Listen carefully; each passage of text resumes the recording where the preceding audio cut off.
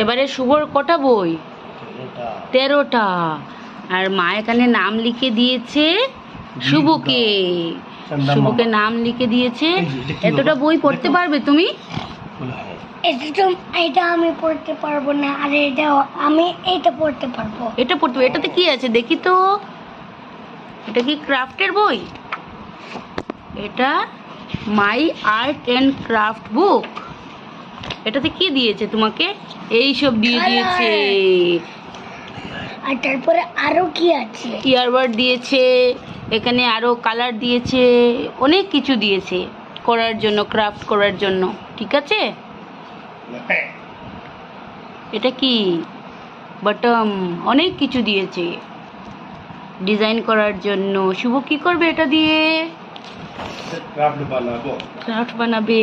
অনেক কিছু দিয়েছে। আর এত বই।